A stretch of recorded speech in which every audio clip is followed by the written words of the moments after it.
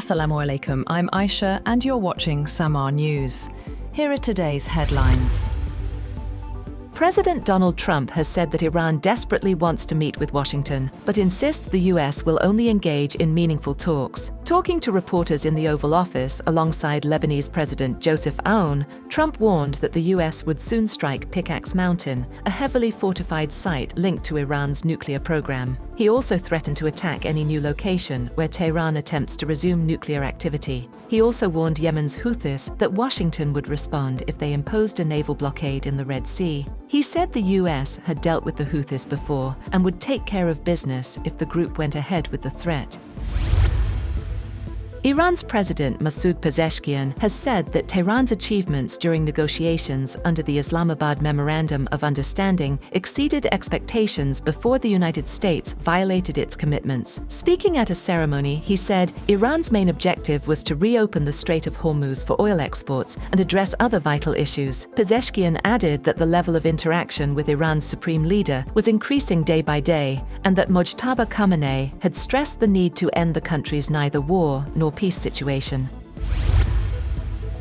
The Middle East conflict has entered a dangerous new phase on the 10th consecutive day of US military operations against Iran.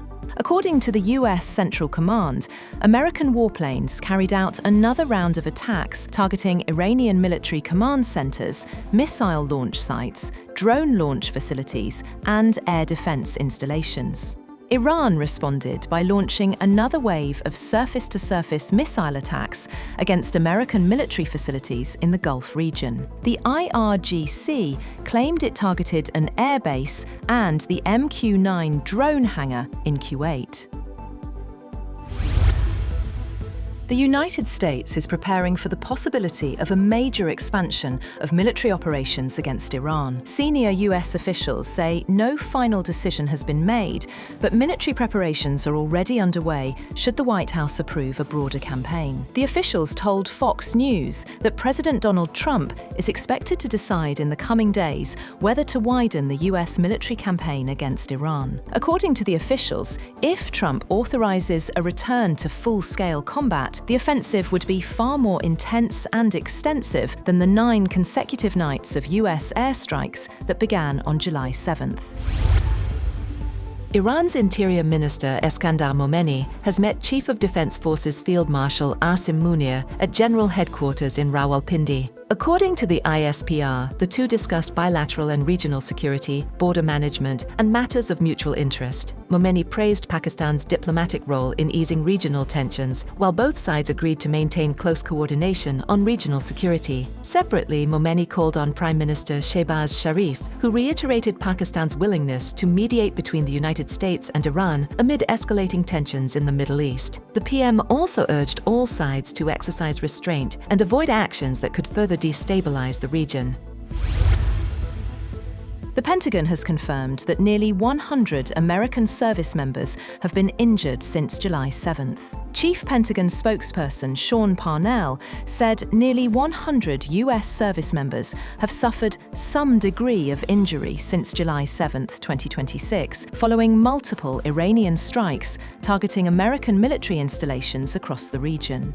Parnell's statement comes in response to a New York Times report alleging that the Pentagon withheld information about dozens of US military injuries sustained during the conflict with Iran. The Pentagon spokesperson dismissed the allegations as baseless and malicious.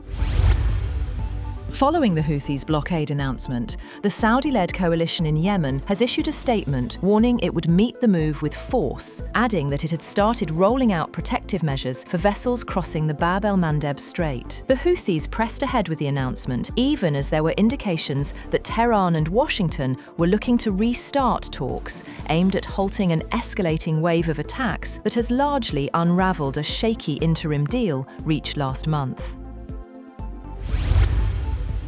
Israeli Finance Minister Bezalel Smotrich has said that it was not in Israel's interest to join the US strikes.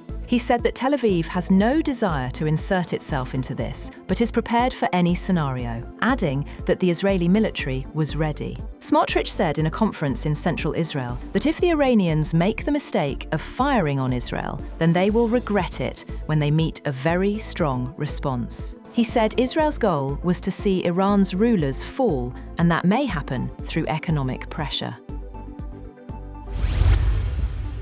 At least 12 Palestinians were killed in strikes by Israeli occupation forces on Gaza, including a couple and their 4 children. The family was killed when an airstrike set their home ablaze in Gaza City's Sabra neighborhood. Later strikes on a vehicle and an association killed at least 6 more people.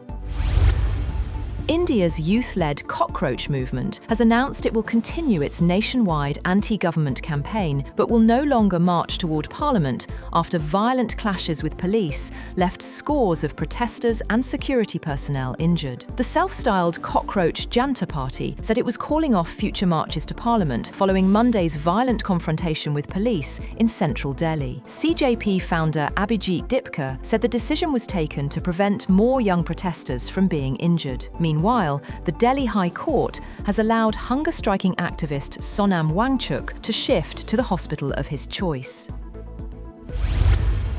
That's all for now. For more updates, visit www.samaa.tv.